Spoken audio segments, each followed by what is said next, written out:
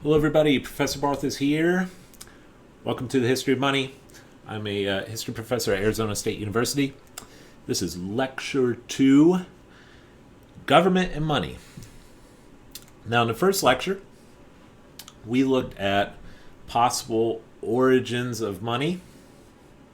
We looked at in detail at a barter market-based theory of money. We touched on a theory that money arose out of social customs, conventions.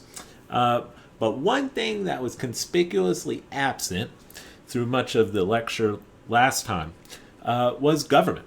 And this is a subject that undoubtedly we have to tackle really from the beginning. What about government? Because as we will see as we progress through the course, government ultimately played a very, very active role historically to the present day, of course, in currency. And pictured there is the cover illustration for a very famous book published in 1651 by an English philosopher named Thomas Hobbes. And the name of the book was Leviathan. And in Leviathan, Hobbes discusses the state as personified here by the king. And you see the sword and the scepter ruling over the people. What about the state? What about government? Well, we can begin by defining what we mean by legal tender. Legal tender, you hear about it. In fact, actually, this $5 bill that you see on the screen,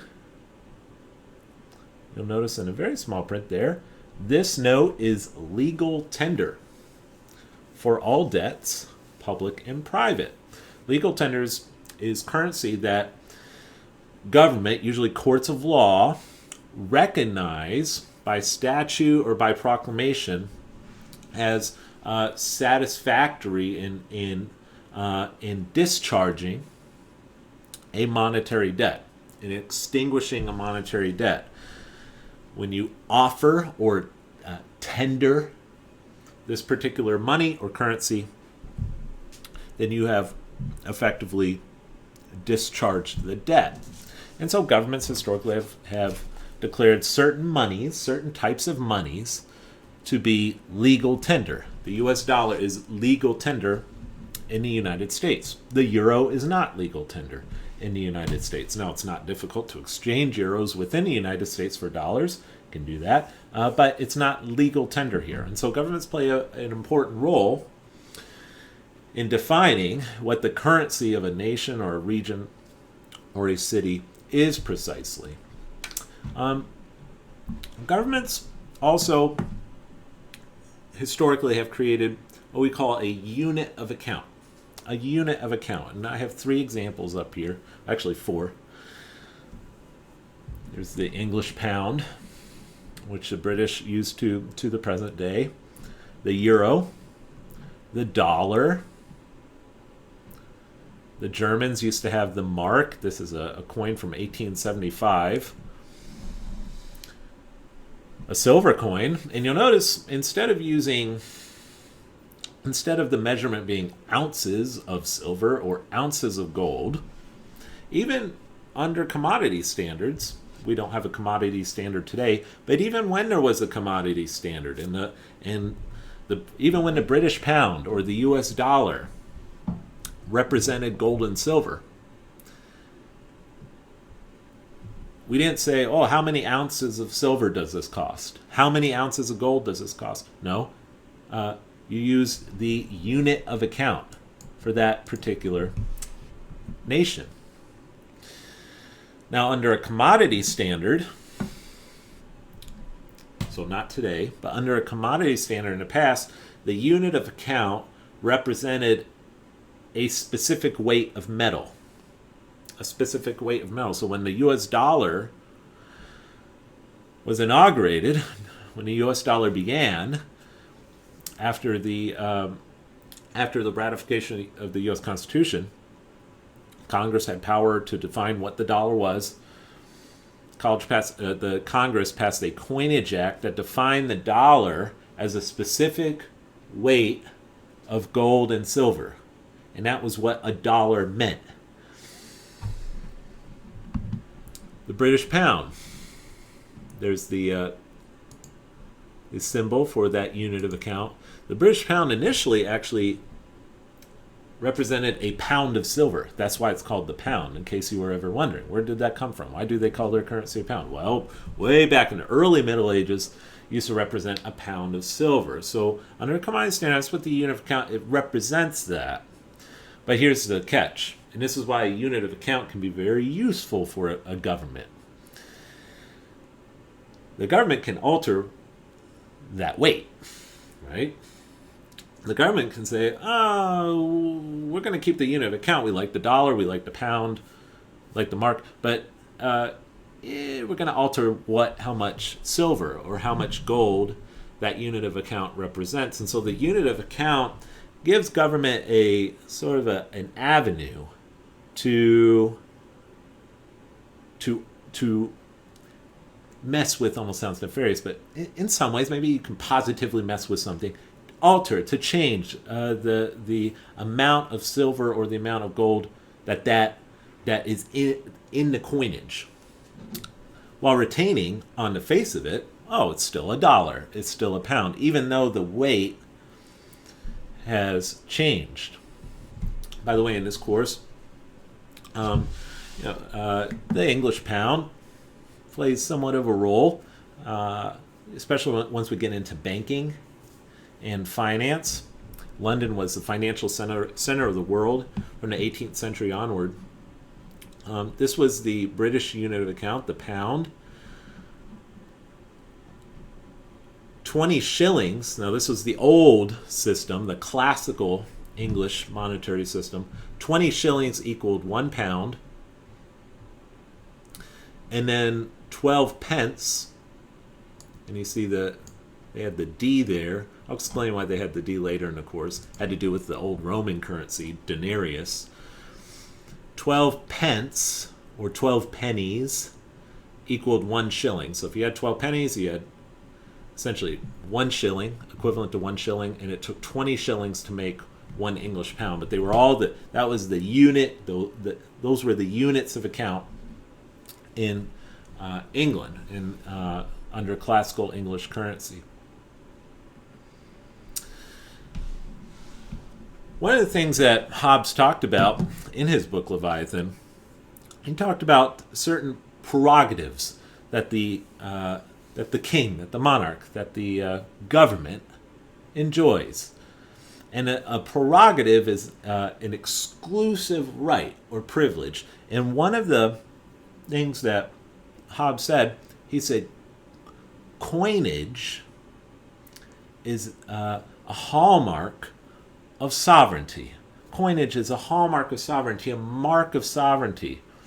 And he makes the argument briefly in that book that this is the king's responsibility. This is the responsibility of the state to coin money and to monopolize the coinage of money.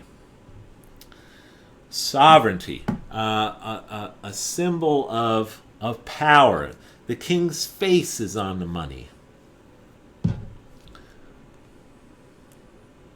And this is a very powerful message that's communicated to the king's subjects.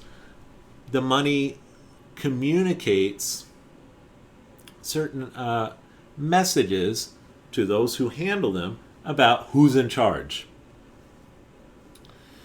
Money is the most important and widely circulated item in the entire kingdom, in the entire country, in the entire land. And so it matters very much what's on that money. What sort of images are you putting on this item? So many people are, how many hands did a coin like this right here on the left? How many hands did this Roman coin pass through? How many hands, fingers touched it? Thousands, maybe more than that. And back in those days, we live in a day and age where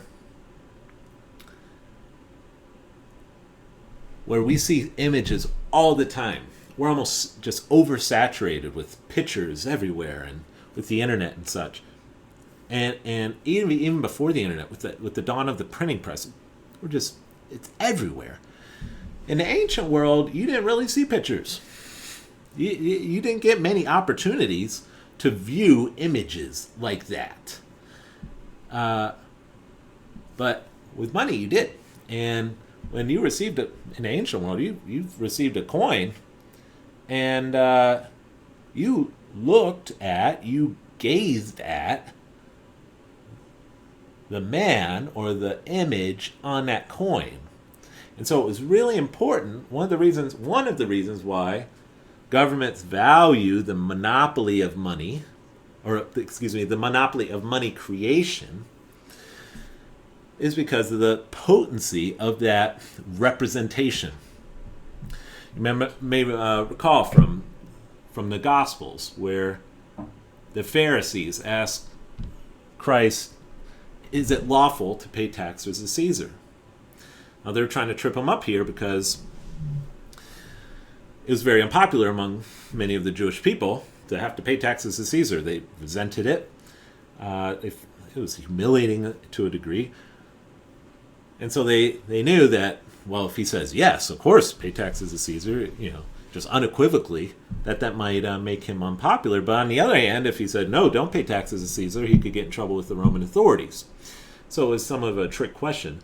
Jesus, characteristically, answered, he said, can you show me a denarius, show me a coin. And they brought him a coin, and he looked at it. He said, whose face is on this coin? Well, here's one right here. This would have been about one of the coins he might have looked at. Whose face is on this coin? Well, Caesar. He said, well, give to Caesar what is Caesar's and give to God what is God's.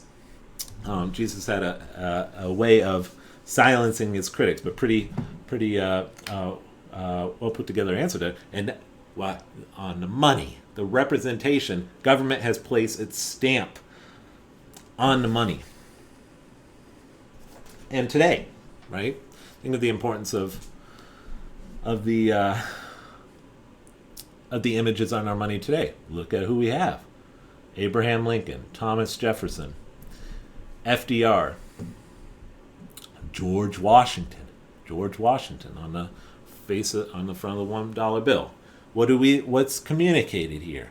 That these men are critical, central to who we are as Americans, to the country's history, to the country's culture, and so therefore they're on the money. So much so that we hardly even think twice when we see them on our money, and that's what it communicates.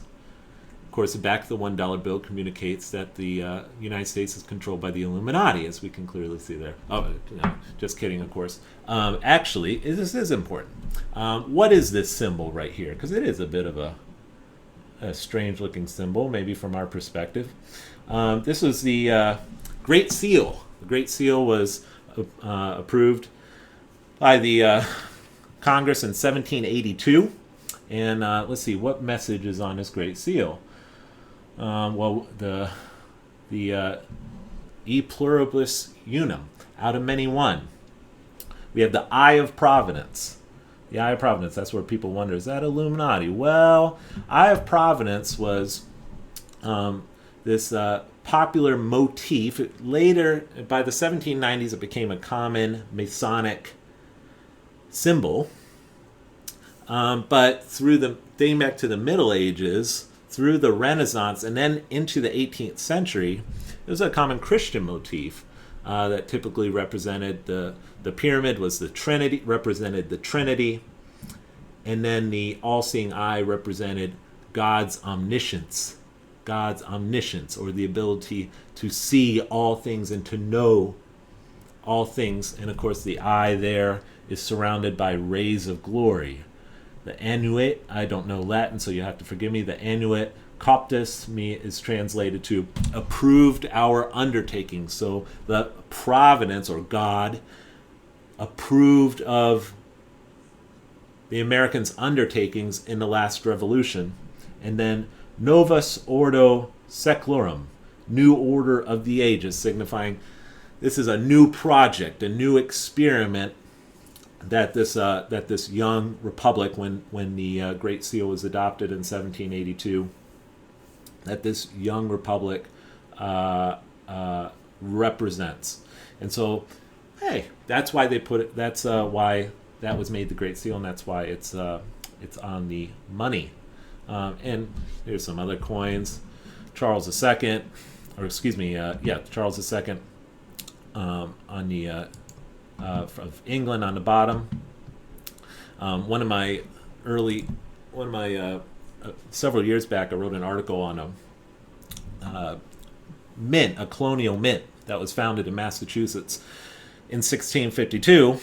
It was in Boston, and the Bostonians stamped a pine tree on the face of the coin because timber was one of their main exports, and it helped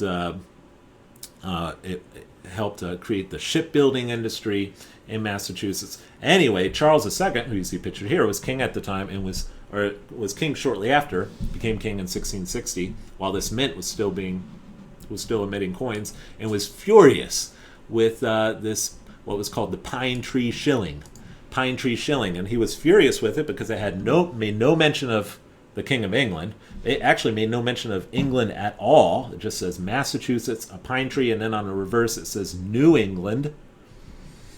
And so Charles took great offense at this. And anyway, in that article I explore this battle over the Massachusetts mint. And essentially it boiled down to a battle over symbols. So why did money become a government monopoly?